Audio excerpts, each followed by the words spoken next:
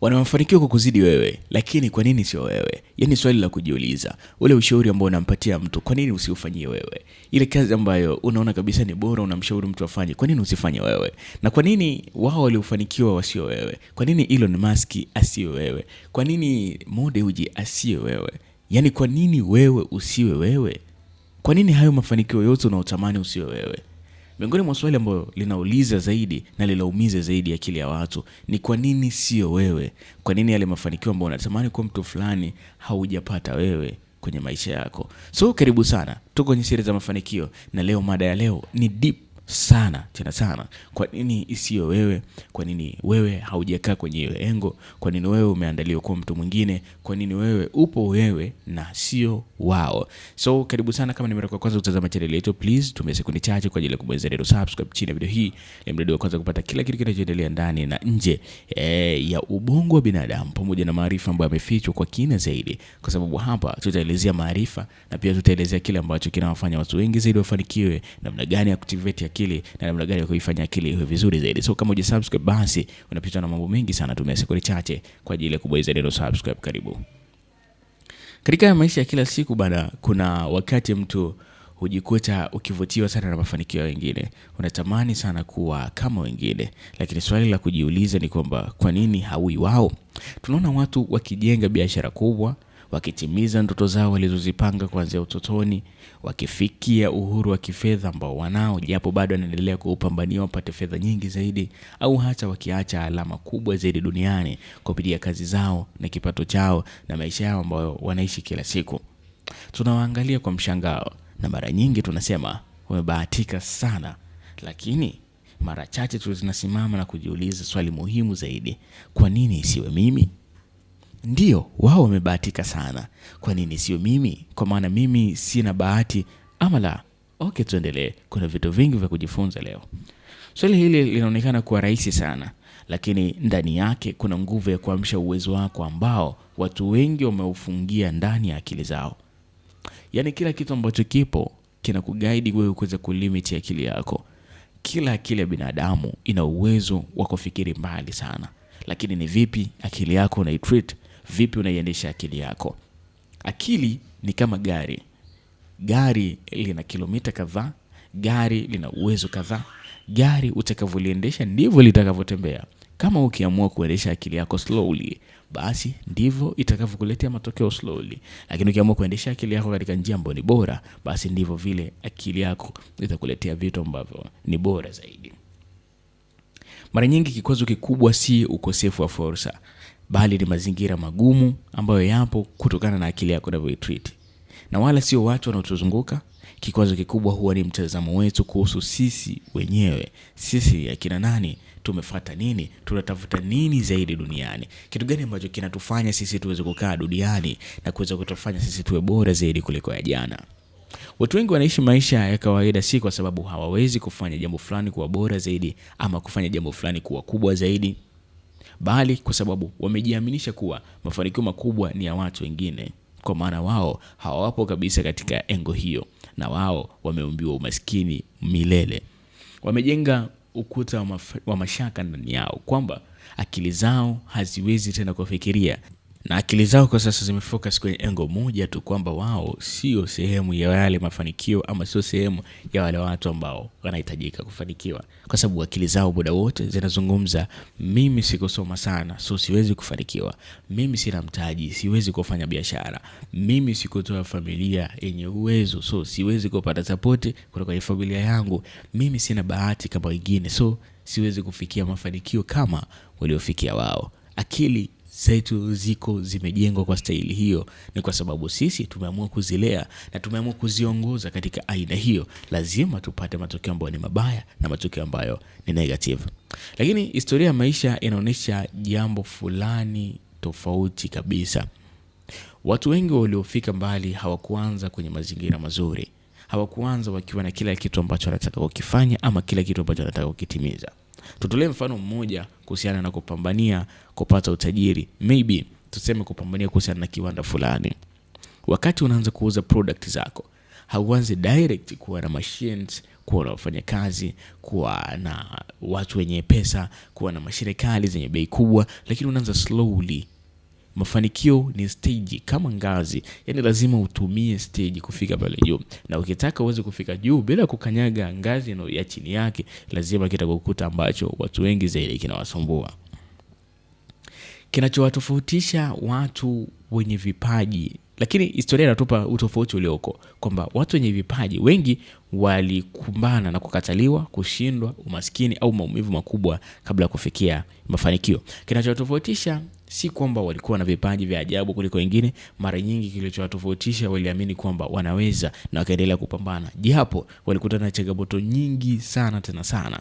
So kutokukata tamaa ndio ilikuwa nguzo kubwa zaidi ya kuweza kufanikiwa. Kama hutokata tamaa, utaendelea kupambana na utaendelea kufocus kwa kile kitu ambacho unakifanya. One day, yes, maisha unayoishi sasa ilikuwa ni ndoto zako kwa namna moja ama nyingine, au maisha unayoishi sasa sio ndoto zako kwa namna moja ama nyingine. Lakini nakukumbusha pia, maisha unayoishi sasa kuna mmoja anayatamani sana aishi maisha kama hayo.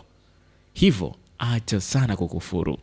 Endelea kupambana pale ulipo uweze kufikia juu zaidi. Acha kusema kwamba kwa nini mimi kila siku, kwa nini mimi sipati kitu fulani, kwa nini mimi nipo katika mazingira fulani, kwa nini mimi hivi na vile hivi. Acha kulalamika sana, kwa sababu sijawahi kuona kama kulalamika ndio njia pekee ya kuweza kutatua changamoto ama kuweza kusolve tatizo kwenye maisha yako. Bali ukiendelea kulalamika, ndivyo vile inakuwa hatari zaidi kutokutimiza kile ambacho umeweza kukipanga.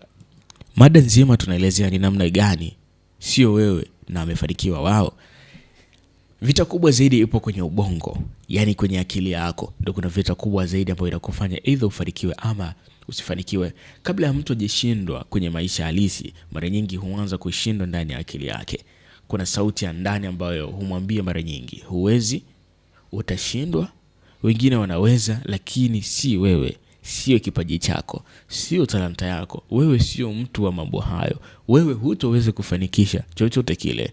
Mara nyingi sauti hii ndio ambayo inawazuia watu wengi kuchukua hatua. Inaiba ndoto kabla hata hazijaanza kutekelezwa. Inaiba ndoto kabla hata mtu hujachukua maamuzi yoyote yale ya awali kuhusiana na kile ambacho unataka kukifanya.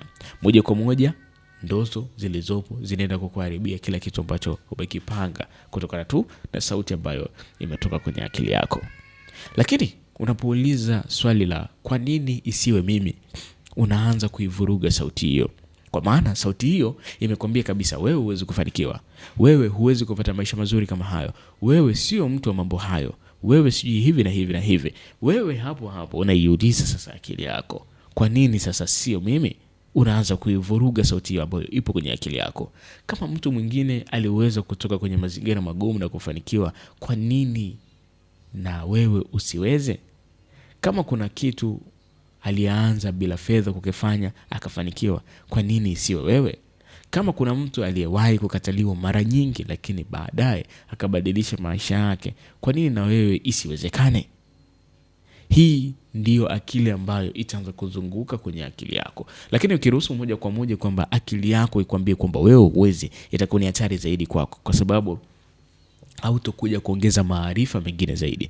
Kadri utakavyojaribu kujifunza kuhusiana na kitu fulani, basi akili yako itakwambia tu hauwezi. Mwisho wa siku unajikuta kwamba mimi sijui chochote kile, yani mimi sina kipaji chochote. Nadhani ushakuta na watu na namna hiyo. Unamwambia kwamba vipi kuhusiana na kitu fulani, atakwambia kwamba mimi sijui chochote, yani mimi sinaga chochote, yani mimi nipo tu. Ogopa sana mtu wa namna hiyo. Huyo mtu anakwambia mimi nipo tu, ni akili yake tayari imeshamzuia kufikia kwenye level fulani ambayo alitakiwa aweze kufikia mafanikio, na sasa yupo kwenye level ambayo inamfanya asiende popote na asiendelee kufanya chochote kile. So ndo maana mambo yake yanakuja kuwa mabaya zaidi, kwa kuwa tayari akili yake ameweza kuifungia kwenye box fulani. Sasa inabidi uache kuwa mtazamaji wa maisha ya watu wengine, bali uwe wewe mwenyewe uhalisia kwenye maisha yako. Hatuwezi kufanikiwa kwa kulingana, ila tunaweza kufanikiwa.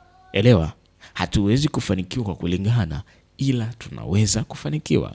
Kwenye maisha haya huwezi kufanana na mtu hata mmoja, lakini kwenye maisha haya kila mtu anaweza kufanikiwa. Okay, twende.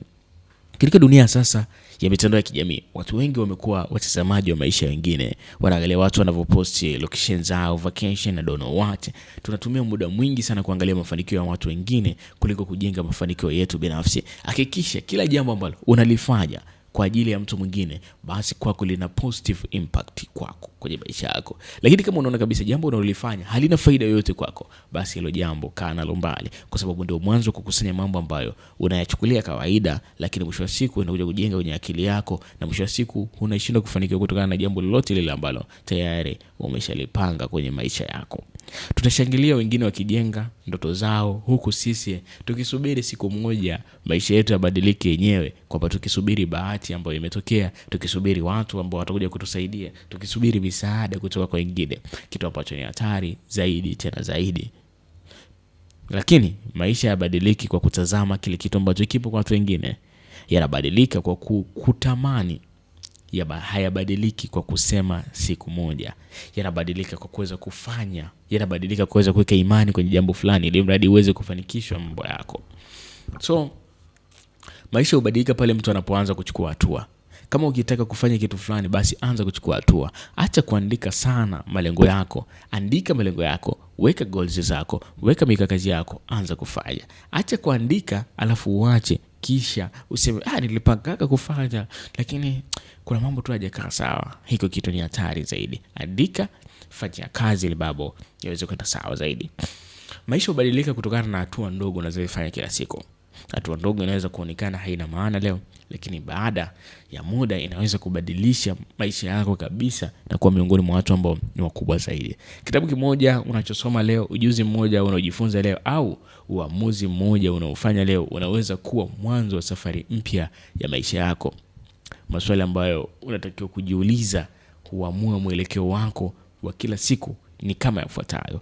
Ili mradi uweze kuiweka akili yako active, ili mradi uweze kuifanya akili yako iweze kufikiria positively kwamba mafanikio yanapatikanaje, maisha yangu yapoje, basi ni lazima utumie muda kwa ajili ya kujiuliza haya maswali. And then ukijiuliza, basi tumia muda pia kujibu haya maswali, kwa sababu namna unavyojibu na namna unavyojiuliza ndivyo vile akili na ubongo wako unaweza kuongeza maarifa zaidi. Chukulia action.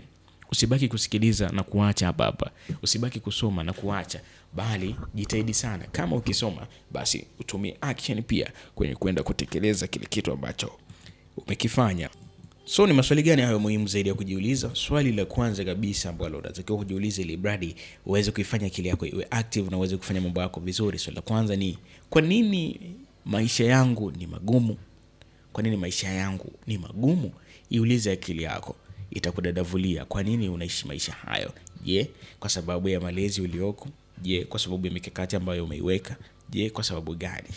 Akili itaanza kutafuta sababu za maumivu, lakini ukijiuliza ninawezaje kuboresha maisha yangu, akili itaanza kutafuta suluhisho.